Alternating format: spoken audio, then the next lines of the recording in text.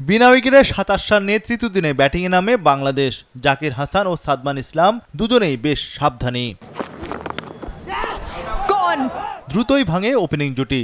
জাকির হাসান ব্যক্তিগত ১২ রানে বিদায় নেন। এই প্রথম দেশের বাইরে খেলতে নেমেছিলেন জাকির। ক্রিজে আসেন নাজমুল শান্ত। টাইগার অধিনায়ক আউট ১৬ রান করে। এ নিয়ে টেস্টে দেশের বাইরে সবশেষ ১২ ইনিংসে 50 তুলতে ব্যর্থ শান্ত। ৪ নম্বরে নামেন মুমিনুল হক। যথার্থ টেস্ট মেজাজে খেলছিলেন সাদমান ইসলাম। প্রায় ২.৫ বছর পর দলে ফিরে দারুণ মনোযোগী এই বাঁহাতি ওপেনার। মুমিনুলের সঙ্গে সাদমানের জুটি দারুণ জমে ওঠে। পানির বিরতির পর দুজনে মিলে শুরু করেন পাল্টা আক্রমণ।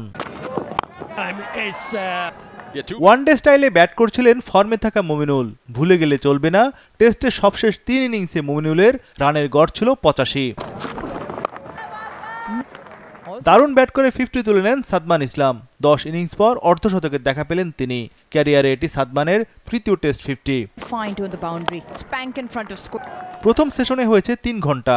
এই সময় পাকিস্তান করেছে ৩৬ ওভার।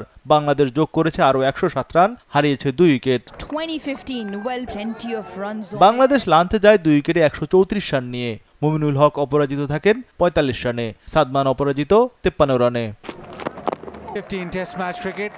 লাঞ্চ বিরতির পর 50 তোলেন মুমিনুল হক। ৩১ মাস পর বিদেশের মাটিতে প্রথম অর্ধশতকের দেখা পেলেন তিনি। টেস্ট ক্যারিয়ারে এটি বাঁহাতি ব্যাটারের ১৯তম 50। সেট হয়ে বিদায় মুমিনুল হক আউট হলেন ঠিক ৫০ রান করে। সাদমানের সঙ্গে মুমিনুলের ৯৪ রানের জুটি ভাঙে। অন্য প্রান্তে সাদমান বেশ আস্থার সঙ্গেই ব্যাটিং করেন। মুশফিক শুরু থেকে সাবধানী। ১২তম বলে এসে রানের খাতা খোলেন তিনি। মুশফিক সাদমানের দৃঢ় ব্যাটিংয়ে দ্রুত রান তোলে বাংলাদেশ। সাদমান কিছুটা চড়াও হয়ে ব্যাটিং শুরু করেন। চা বিরতির আগে দ্বিতীয় সেঞ্চুরির দ্বার প্রান্তে টাইগার ওপেনার।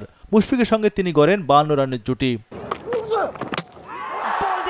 নার্ভাস 90s-এর শিকার সাদমান। ৭ রানের জন্য সেঞ্চুরির আক্ষেপ রেখে গেলেন তিনি।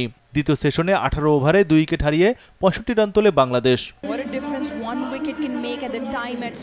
৪ উইকেটে ১৯৯ রানে চা বিরতিতে যায় টাইগাররা।